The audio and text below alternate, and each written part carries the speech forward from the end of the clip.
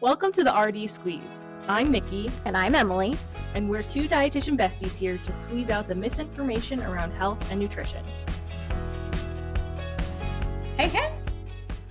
Hello, everybody. Welcome to the RD Squeeze. Welcome. We got a little different setting here today. Sometimes we need to do virtual, so today's one of those days. Yeah, today is a virtual day. So we have to be flexible with our schedules and everything to do this. So, today's a virtual day. That's the plan. It's also very windy today. So I'd probably get blown away, honestly, coming up to your house anyways. Mickey, I want to give you a shout out. Like, look at all, even though it's not lemon theme, I mean, we got our cups still today, of course. But we do. And I have my blanket. It's behind me. Nice. And I got pineapples. You've got pineapples and strawberries going. I love it. Yeah, this sweater's got a bunch of fun stuff, and I've got cherries in my ears. Yeah, this is what I wore to work today. So, and Mickey always has a themed outfit when we go to like conferences. So she is definitely best dressed. Thank you. Yeah, it's like best dressed dietitian because it's always food or like fruit related. I had a carrot sweater on yesterday, so I have to wear that at one point. It's very heavy though, so it's good for like really cold days. Yeah. But yeah, I'm like I scope out those food clothes. So if you're watching, I do have some fun food themed clothing that you might see from time to time. Yeah. So I love the food pun shirts. Those are my favorites. Yeah, they're fun too. I like those too. Any food puns or food related, like, I don't know, paraphernalia is always just fun for dietitians. But anyway, let's get into today's episode. Yeah. So today we are going to do an overview of how to basically apply to different programs. So as we mentioned in this season, we're going to try and kind of give like a little toolkit for students. So today's a step-by-step guide on how to apply and, all those fun things. So if you, aren't familiar with it, or maybe you are just, thinking about it as a student, or maybe you're somebody that's a preceptor or you work with programs and you're looking for a resource to share to how to apply, or you're not super clear on any changes or steps, this could be a good resource for you. But this will be kind of like more of a brief overview, and then we plan on getting into some of the more open-ended topics in future episodes. So it's like an intro, I don't know, but yeah. So Emily, do you have anything to share about that before we get into we're going to start off with like researching programs, right? So we'll start with undergrad programs, and those are the didactic programs. But I know when I started looking, I remember, I forget if I shared this on one of the first episodes, but I specifically remember reading like a Blueberry article on antioxidants. And that's what made me decide to become a dietitian. So once I knew that, then it was kind of figuring out, like I did kind of want to stay near home, but my family traveled down south, and on our way down south, we would stop at my dad's alma mater, which was Bowling Green State University in Ohio. And he would kind of show us around and show us our favorite places. We'd go to the Waffle House right on Wooster Avenue there. And I don't know, I just kind of fell in love with that campus because it felt like a college campus, but it wasn't humongous like a state college or something. So I just started looking into those kind of programs, like, did this university have that program? And it did. So I kind of was already set. Like once I found the first one, I knew it was an accredited program. When I went on their website, the university specific website, I found out, certain classes I had to take. And I know we're going to talk about that too. But I just kind of fell in love with it at that point. And then I just had some backup schools to go with. And I really did my research on the school or the university's website. I wasn't really aware of what Ascend was. And again, what is that acronym, Mickey? The Accreditation Council for Education in Nutrition and Dietetics. So I wasn't really aware of that. Obviously, being in high school, you don't know these things, and hence why we are educating everyone about it, because what not better way to learn about it than through our podcast and how you can really look into all the different programs out there. So that's kind of what got me into how finding it was just really the university websites. I know I did look at quite a few other universities, but again, specifically their websites. At that time, I was not aware of like the internship and the master's programs Mm. afterwards because no one really guides you at that point. You know, you're kind of like on your own to figure these things out. My parents weren't familiar with dietetics and like what was involved. So when I started looking at like the specific classes, I was getting a little nervous. I wasn't the greatest at the sciences, even though they were really interesting. Like, I liked learning about it, but for me, the comprehension unfortunately wasn't there all the time. Like bio, I did not do well on the cell structure. And when I started seeing like those were some of the type of classes, I was getting a little nervous, but I thought, you know what? No, I'm going to be like really motivated in college to learn about this and to do better. Sure, I'm still not going to be a full A student probably, and I wasn't, but like I'm going to do better and I'm going to try and I'm going to really learn how this area flows into dietetics. So that's how I looked at schools was through or I'm sorry, programs was through their schools. Yeah, and I mean, I'm kind of in a similar boat with you where like I didn't really know, you know, to look, where to look, how to look, what programs were. I kind of didn't find that out until I was actually like looking for internships. Mm-hmm. So my biggest thing was like I knew I needed to stay home local. I couldn't afford to live on campus or anything, so I knew I had to commute. So I only applied to 2 schools coming out of high school, and Marywood was the only one that had nutrition in the area at that time. So, and I think they're still the only one with an undergrad program, if I'm not mistaken.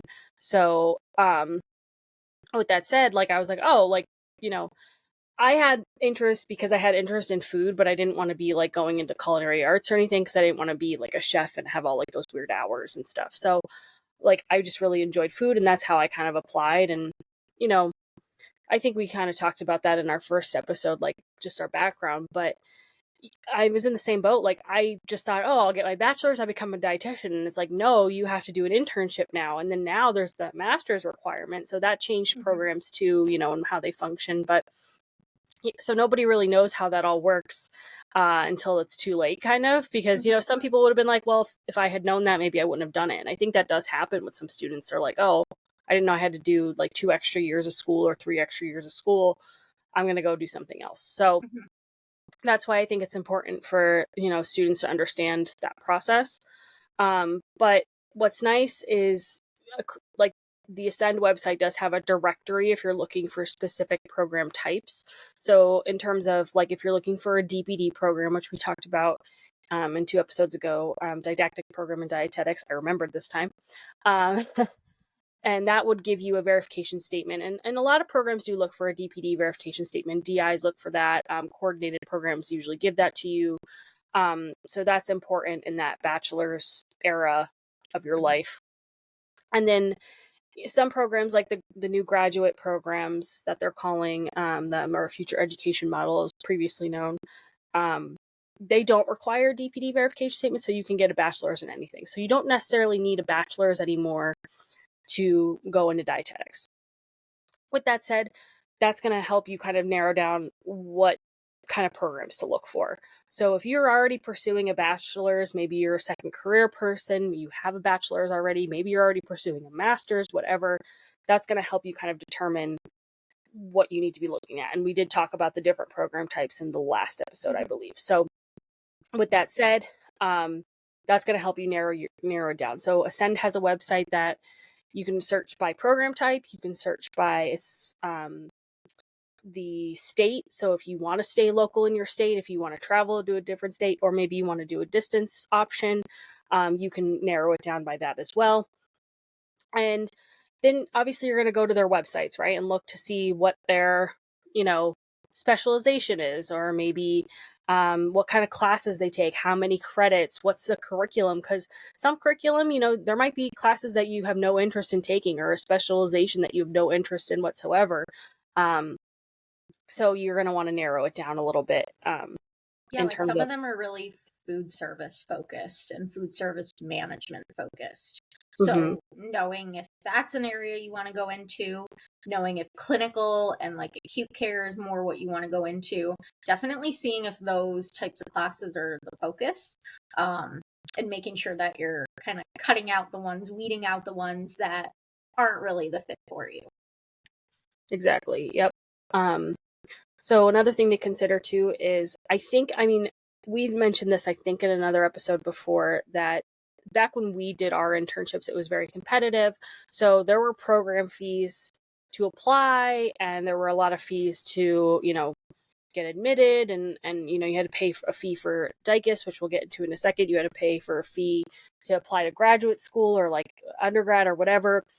Because it's not so competitive anymore, a lot of people are getting rid of those fees. They're getting rid of some requirements to apply. So we are going to cover some requirements, like resumes, personal statements, recommendation letters, but some programs don't even require all of them anymore. But if you want to stand out or just be really on your A game, those are all things that you want to have prepared. Which in our next episode, we'll go into detail about those. But so those are all things that you're going to want to have in the back pocket when you are applying to these programs. But most and soon, all programs are still going to go through the DICUS system, which I think it's Dietetic something centralized application system. I want to say dietetic internship, but I don't know if that's right. So it's DICAS. And so, yeah, so you're going to basically apply through that system. I think there is a fee to create an account in that system.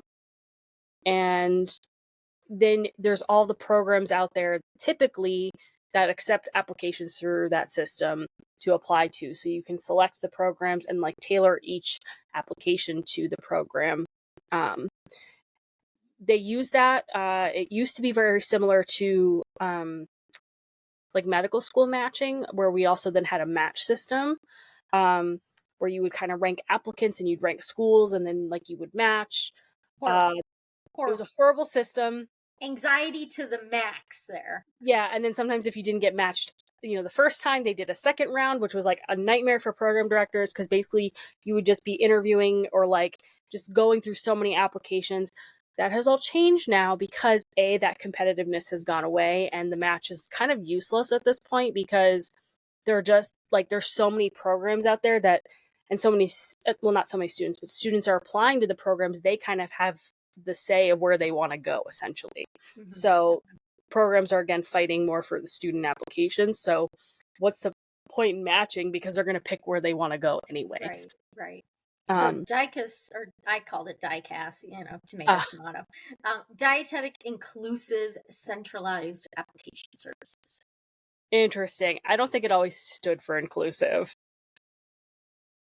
Maybe it was always, I think it was internship, and they changed it because I swear it was always, anyway, that's enough. Well, because internships are not the only types of programs now, so that could be why they changed it, which is totally fine. I'm not against the change in that language. Inclusive. It's just, all programs. It's inclusive. So, but I don't think it was, because that's not I've been in my job for 5 years now, and that's not ringing a bell. So I think they changed that. But regardless, so that's kind of like what you're looking at in terms of applying. So you no longer have to do a match. So there's no longer an extra step in doing your application and two separate like programs. You're really just applying through DICUS to the specific programs that you're applying to. And us as program directors, we are able to see who's applying. We're able to see who started an application and who didn't finish, what you're missing.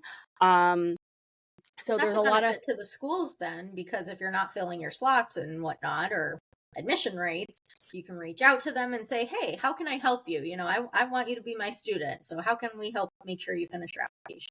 And I mean, that's exactly what I do. Like if I see a student started an application, but they haven't submitted it by like a specific deadline, I'll reach out to them because I'm like, hey, like, did something happen? Like, what made you change your mind? Is there any way I can support you?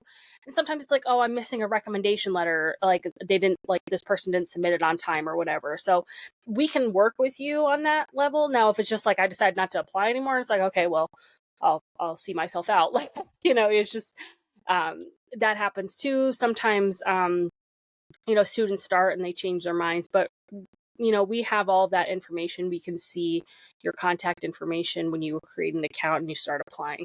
Now, I can't see every single student, I don't believe. I can't remember, honestly, because I'm actually not in DICUS right now because of the new program.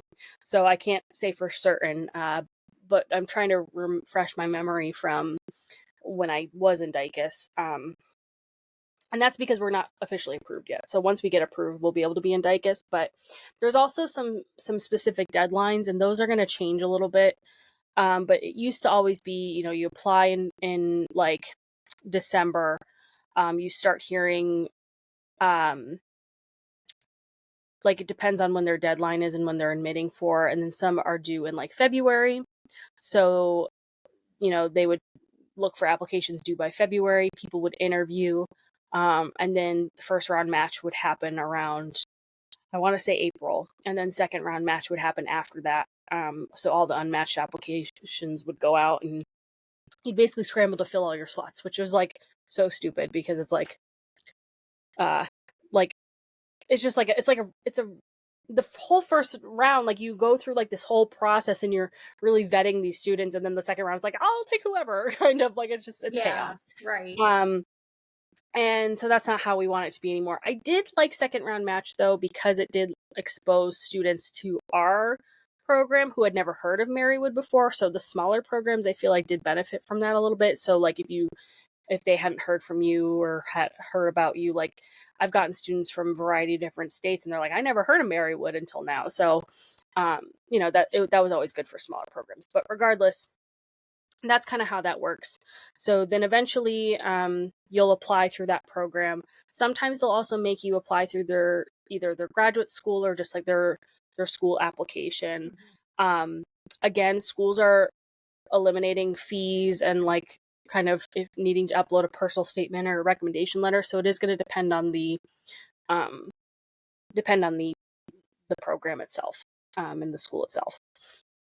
So then with that said, we have, people will reach out to you. Sometimes they'll want interviews with you. Some programs don't do interviews. They just I just talked to somebody recently, they use a rubric and they just kind of go through the entire application and they kind of score the application without doing an interview, because some people do not interview well, but they're great students, or vice versa. Yeah, I know.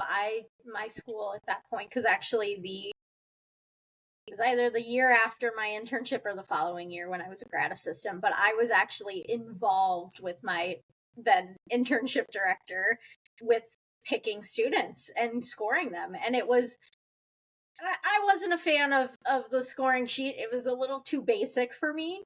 But I'm like, oh, so this is how I was matched. I'm like, oh, and I matched to Marywood. Yeah. I'm so proud of it and everything. But I was like, okay, great, thanks. Yeah, and I mean, it really depends on the program. So like that, I mean, at the time, that program director, she did not do interviews. Right. Until my like the person after her started doing them, and then that's how I was trained to do them. One reason I do interviews is I give students feedback for the interviews, because a lot of times sites will also want interviews for students to see if they're okay with taking them. Like, so preceptors will want to meet them and see if they're like, can collaborate and they're, they vibe well, basically. Yeah. So I use that as an opportunity to see how prepared they are to do an interview and give them feedback on that. So it's not always, and it's also to get to know them a little bit better, but I kind of use it as an opportunity to be like, okay, now I'm going to give you feedback afterwards if they are matched or if they do accept their position with me. I'll give them feedback. So I use that as a tool, but again, I also like making personal connections. So it really just kind of depends on the program. Now, some programs will do just behavior-based questions in interviews, and we'll talk about that, I think, next episode. Some will do case study type questions. So they'll do like calculate a tube feed, or, how many carb counts for this patient, or blah, blah, blah. Like, they'll do all that. It depends on the program. and maybe what they're specialized in. They might ask you some of those questions, and some of them might just ask you, like I said, behavior, scenario, what would you do type situations. So Yeah, I maybe it's like, know. If I had stuck at my undergrad, I know one of the questions that like the internship director came in and like told us, she's like, you got to know what your carbs are. So we have a question, you know, about which does not contain carbohydrates, and peanut butter is the answer. she let you cheat a little bit. Just That's a good. little bit. Yeah, I mean, I know for like when now I don't know what they do now, but like when I did interviewed for Cedar Crest College where I did my internship, they did have like a diabetes patient question, like what would you do? Um, and I honestly don't remember how I did because it was a phone interview at the time, so I didn't even like see them. Like I was just on the phone with this person, so I think I did well. Obviously I got matched there, so. But again, it depends on the place. I don't do those because I feel like us dietitians are an anxious bunch, so to put more anxious is just going to make them more nervous, and they probably then definitely won't do well. So I can assess knowledge in other ways, but I really just want to see, Yeah. if we're a good fit for each other based off of what you're saying and like your desires, your goals, your strengths, weaknesses, whatever. Like I just want to see if we vibe well, and then I can also give you feedback. But so that's kind of with, I guess, all of that application process. And in those Um, applications, like GPAs included, and like I think I got freaked out about GPA because so many people around me had like 4.0s or like mhm, close to. And again, I'm not an all A student, but I do so much better. You show me, I do. And so for me, like getting to an internship was so important because I'm like, I know I can do this and I know I can excel once I get to the point where I can show you what I can do when I'm learning in person and not just through a textbook and just through standardized tests. Like, those were always the most anxiety ridden tests of my life and always are and have been. And I just felt like this isn't really assessing what I actually know and what I can do in person mhm. as counseling a patient, you know? So, Yeah, I agree. Again, I'll keep referring to the old days, but like it was competitive, so we needed to have a really good GPA to even be considered. Most programs now do still look for a 3.0. Um, and that's not high. Like for us, it was like a 3.5 minimum, and it like I was like I think I got like a 3.7, 3.65, something like that. So I'm like, ooh, I'm just barely getting by when all these other people have 3.9s, and I'm like, yeah, I don't know how I'm gonna do, but a 3.0, it's doable. It's really manageable, I think now. yeah. I think in the rare case that you see a GPA below a 3.0, if you are applying without a 3.0, my biggest advice is be prepared to explain why it is less than a 3.0 in an Mhm. interview. If they don't interview you, then maybe that's that program's loss. But I would want to know why that happened, whether it's personal. A lot of times I hear students, they had a struggle in their undergrad and they really tried to bring it up and they got to maybe 2.85, but they just couldn't like get any further. But then explain to me how you're going to um, basically overcome that moving into graduate school or moving into an Mhm. internship program or moving into the next step. How are you going to adjust and avoid that mistake or that issue again, Right. or keep on improving? And that is what I'm looking for that. So hot tip, be prepared with that answer and be prepared to discuss it. Don't be afraid, don't avoid it, because we've seen it and we're kind of almost sometimes waiting for you to bring it up too, um, because we want to know that you're okay communicating with us about Yeah, struggles. right, right. um And it's normal. Like no one's going to judge you based on what your response was. They want to know the honest answer. So moving forward, like you said, how are you going to change that? And I'm going to be frank, like chemistry for me, lab, for some reason lab, I just said I'm good at doing like hands-on stuff. But chemistry lab in college, high school did really well. College, I don't know, I just couldn't figure it out. And like maybe it was my professor that I had or something, but I just couldn't get there. So I got pretty bad grades in that class. Once you have one or two low grades, and then I had to take like oh gosh, some like theology, not theology, but some other type of class. I can't even think of it right Philosophy now. or something, like Philosophy, something. exactly. That's exactly what it was. I failed that class.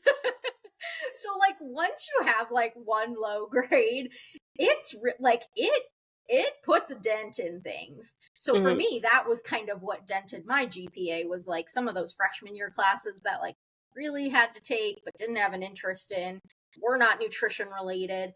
It really dampened some things. So I think just having that explanation of, look, it was one of those gen ed classes. I was a freshman getting used to college kind of thing, but look at all my other nutrition focused classes or mhm. science classes I did well in. Yeah, and I think that also brings up a good point. So if they don't interview you, put it in your personal statement.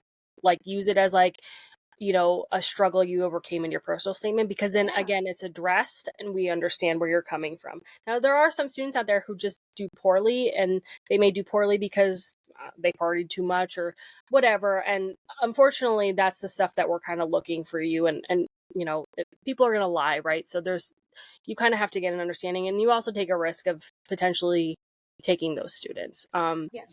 We have seen, students now who are applying.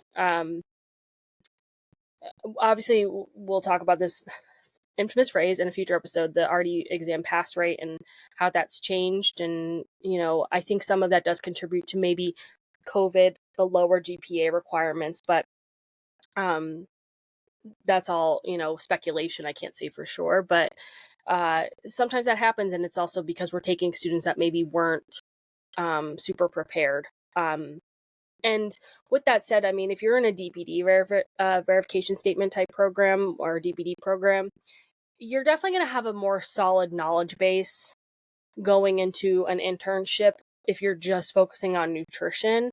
But if you're applying to a graduate program and you don't have a bachelor's in nutrition, it can be a little more tricky because you're kind of doing almost like an accelerated bachelor's along with your internship. So it is going to require, I think, a little bit more maturity and a little bit more time management, organization. So also Yeah, sure. consider your life um, choices, or not life choices, like life events, like your personal um, environment, things like that before applying. Because if you don't think that you can handle something like that, because it is a time commitment, sometimes you can't work during that time period, which is another barrier.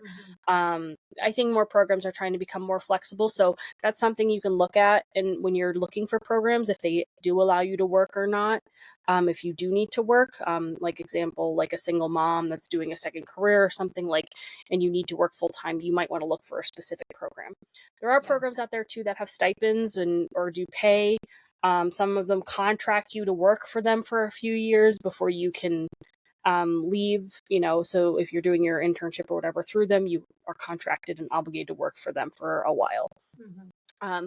So those are all different things that you can look at with a And that, a program. lot of that has changed. Like I remember when I was an intern, it there was one of our interns who was paid for a short for one of the rotations, and it was like hush hush, because in our like statement it was like, we will not accept payment for our learnings. And this happened, and then as the years went on, it was like students were starting to get paid a little bit depending on what site they were at. And it was like, Mhm. man, like I could have used that money. I was, as I mentioned, I was food insecure when I was an intern.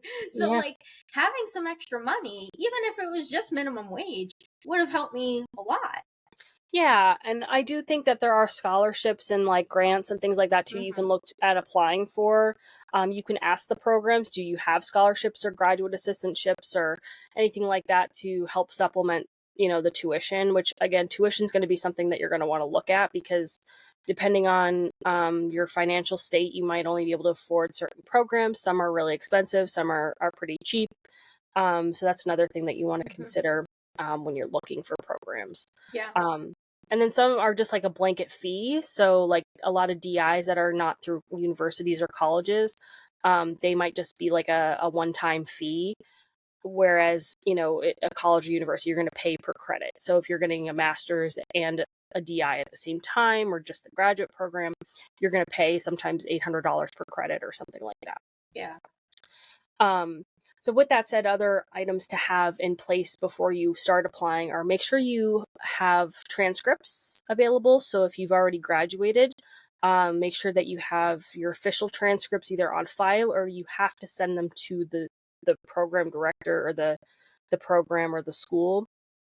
Not the unofficial transcripts. They usually have to be sealed in an envelope or they have to be coming directly from the registrar at your school.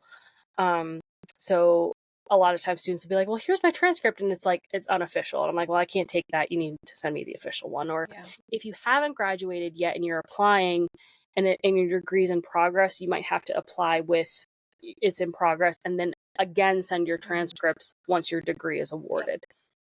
And those cost money too, unfortunately. I mean, they're not a huge chunk. Some schools are, but usually they're between like $10 to $30 maybe. But still, if you're applying to, let's say, 5 schools, that's a chunk of money right there. Yeah, that can add up for sure. I think like for Marywood, I think they decreased it to like $11 or something, or even it might be even less than that. And that's the other thing you have to consider. If you're applying to your own school that you're going to, you still have to request your transcripts. So a lot of students are like, well, don't you have them? And it's like, I don't, because you have to release those grades to me. It's a, I can't just be like, hey, give me your grades. Like it has to be like a legal kind of thing. So it does have to come from registrar and be official documentation of your grades. So unfortunately, if I'm not your advisor, I can't see your grades. So with that said, there's obviously then the personal statement, your resume, your recommendations. And so on your resume and things like that, you're going to want to make sure that you're getting that volunteer or work experience that is nutrition related. It doesn't have to be both. Like I think back when Emily and I probably did ours, it was like you have to have this many hours in work and volunteer because again of that competitiveness. But now it's a little more lenient. But we do like to see some sort of work experience in nutrition or volunteer experience in nutrition. And this is more for like the DI programs, the grad programs, undergrad. Like obviously that's great if you have some of that.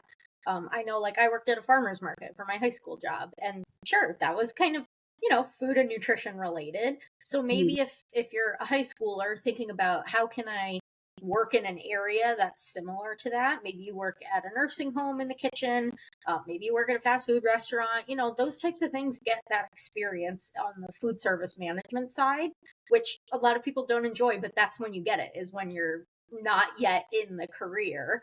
And then when you're in undergrad, like that's the time to really say like, okay, now like if I'm really interested in nursing homes or hospitals, maybe I should try and get a job in that area so I can understand it, or at least like be in the system, if you will, to know how it runs.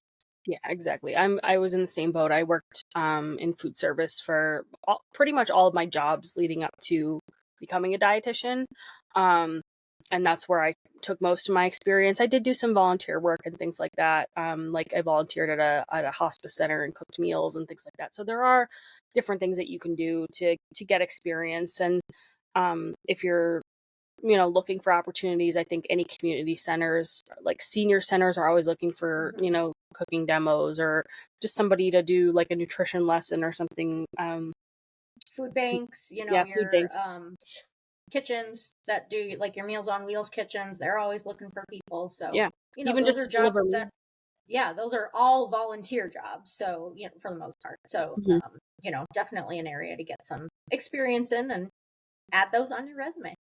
Yeah, or even like, I mean, I'm using this as an example because it's kind of like in my backyard here, but like there's other organizations that are community based, like Rotary clubs or like Girl Scouts, Boy Scouts. That's all volunteer experience too, that you should put on your resume, because then it also shows like leadership and initiative too, that you're part of another community organization and you're not kind of just a typical maybe high school student that's just like at home scrolling their phone all the time. Like it shows that you're involved in your communities and you're willing to do some extra work or things like that, and that is valuable to program directors who are looking for good students. So that's another thing to consider. If your GPA is not great, supplement with that volunteer or work experience and really showcase leadership or volunteerism or service or whatever to kind of lift yourself up in other ways. And in undergrad programs too, like a lot of the nutrition specific ones, but even if you're not in nutrition specific and you're in another program, they probably have some kind of like student organization that goes with that. So try and get involved in that. That's what I did. I ended up becoming like the secretary for our Student Nutrition Association. And so that was kind of like my leadership area on my resume that I was able to kind of elevate me in regards to other competitors of the internship at the time. So even try and think of those things to do during your undergrad. If there's other kind of groups or organizations you can get involved with on campus that will elevate you to be able to say, hey, look, I'm not just doing school, I'm doing this as well. Right. I agree. And then and the next part of it too would be the recommendation letters, which we'll go over more in another episode. But just make sure you know the people that you're asking for the recommendations from. I just had a conversation with a colleague that a person asked them for a recommendation letter and they never worked with them. So you can't just ask people for recommendation letters. And then also, if you don't know them, they could write you a really crappy recommendation letter and you don't see that. Like in Dicus, they submit it and you don't see it unless they release it to you or they send it to you beforehand. So I've gotten applications where the recommendations were not great. And so if you don't know that person, really make sure that you are going to get a good recommendation, because it looks poor on you if you got one that is not great. And that's where finding like professors or adjunct faculty who you can kind of go to and have conversations with and be honest and get some help from, those are going to be the people that you might want to ask for recommendation letters. If you're in an organization, they can then maybe, if whoever's maybe the faculty overseer, can write that recommendation letter for you. But yeah, definitely having a connection is really important. I know I look back and I had some, but they were kind of like at that base level. There were professors I had who I'd known throughout my entire undergrad. We had some new professors come in, and I know one is still there now, and she's doing a great job. She's moved on from nutrition, but to oversee a lot more. And I wish I would have known her longer, so she could have written me one. But I'm sure she's written plenty of other thousands of letters at this point. So really try and make those connections with your faculty so that they can be a good source when it comes time. Yeah. And then the last thing I want to just mention about before you actually submit and apply is proofread, have other people proofread.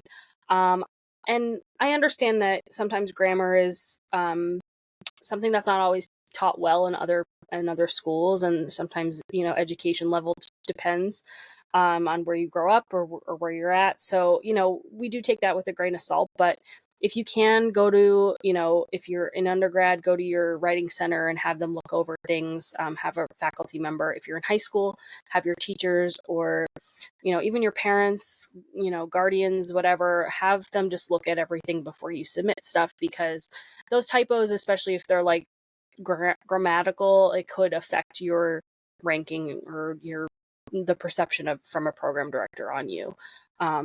Because we do look for attention to detail, I believe. Well, some people do. I can't speak for all program directors, but I feel like we would look for some attention to detail, and if there's mistakes in the application, or let's say you're applying to Marywood but you put Penn State as well. Some programs might not be okay with that. So if you're going to recycle your personal statement or something, make sure you're changing the program names and things like that, or tailoring it to their core values or whatever. If you're submitting it to different program directors and you're addressing those program directors, make sure you're changing their names, you're spelling them correctly. I've gotten a few applications where my name wasn't spelled correctly, and now I have a difficult name, so I have a little bit more grace. But sometimes I'm like, it's on the website, you could have looked it up. I typed it there, you could look it up. It's not. Names but that's are just important. Yeah, and that's a sign of respect, right? We want to be respectful of their time. They're looking at your application. They're potentially going to take you on. The least you can do is proofread their name. And then that's it. You submit it in Dicus, and then there's deadlines, obviously. Now, again, that depends on programs, I think, a little bit more right now. But you'll want to keep a close eye on deadlines. And then you kind of wait and see if you get accepted, and that's pretty much it. That's the big thing. Yeah, Um, lots going on. And then once you get accepted, it's like, when does the program start? Oh my gosh, I remember online. They hadn't updated online yet, and it said it started like mid-June. And my mom and I had just booked a trip, and it was an international trip. And I'm like, oh my gosh, these are programs that like you have to go to. Blah, blah. So I called. I said, before I accept, when is it? When is the orientation? She's like, oh, probably not till like July and end of June. And I was like, okay, because the website says mid-June, and I just booked an international trip, and we can't get our money back.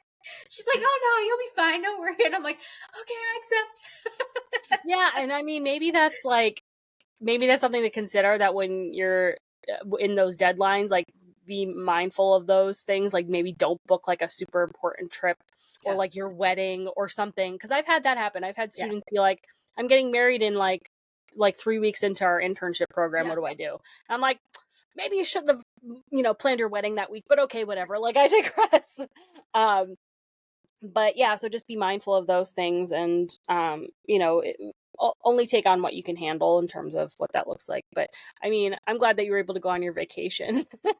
Well, you would like, I thought, okay, June is probably the safe month because I know like the session starts in July and everything. I didn't know exactly when things were, but yeah, just, a little anxiety there.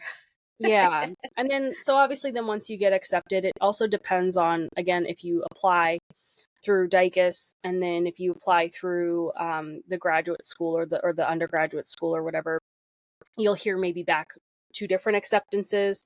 Usually if one accepts, the other one accepts. So, that all works out. And then you usually have to either pay a deposit. Some places are getting rid of deposits now, especially since enrollment's down. So that might be a thing that might no longer be. And then you want to try and also apply for financial aid if you can, if you qualify for it. That'll be probably your next step in terms of before you start. And then if you're taking classes, you're going to register, then you're going to have orientation, and then it kind of just all starts from there, and it goes by super duper quick. So, Yes, it does. Yes, it does. but that's the overview on applying, and just kind of, I don't know if, Emily, do you think I missed anything? Do you think No. And then, yeah, you'll have orientation usually for DI programs or master's programs, and get to meet your colleagues, your friends, your new friends. Yeah, you get to meet your new friends. Like for us, for example, we have an on-campus orientation.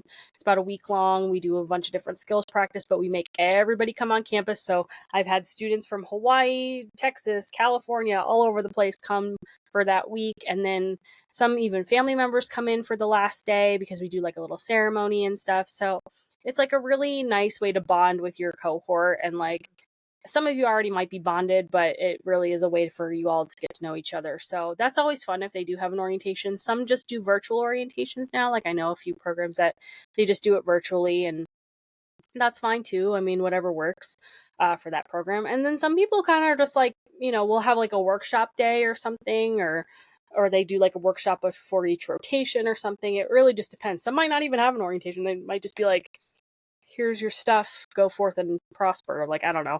Um, so it really just depends on the program. And you can ask that, which you can ask those types of questions, like, is there a mandatory orientation? What does it look like? And those are questions that you can ask during interviews too, if you have interviews, or just reach out to the program director, or ask to set up a Zoom call or a phone call, or, you can email them back and forth. But, those are questions to ask. So, yeah. Great. Lots of great information. So if you have questions, feel free to comment us or message us. So let's get into our sweet and sours, Mickey, okay? All right. Sounds good. You go first this time, because I need to think. I will start with sweet. Is that okay? So I'll start with sweet. I can do both first. That's fine. So my sweet is that my husband found someone that makes gluten-free baked goods, and because his daughter and his wife have celiac, so we know safety first in that kitchen for gluten-free items. So I'm kind of excited this weekend. I get to try some things, and cake is one of them. I'm not a huge like sweet person. I don't know. Lately, I've been on a sweet kick, like the last week, probably because my volleyball girls all eat candy all the time. And I'm like, oh yeah, sure, I'll have a Starburst. So now I'm like Yeah. wanting a little bit more of it. Anyway, so cake is on that menu. It's like a banana cake with a buttercream frosting. And I'm like, I have not had a cake like that in a really long time. So let's get that cake. Yeah. That's awesome. How about you? What's your sweet then, if you want to go? I'm still thinking, so go ahead. Okay. So I'll do my sour then. It's January when we're recording this, 2025. So I'm just a little sour on some programs that have been removed, like the DEI programs. It's hard to accept that so much has been done to get those programs going and throughout the country, throughout the world, and now there's just like a rollback of them in this country. So that's pretty heartbreaking.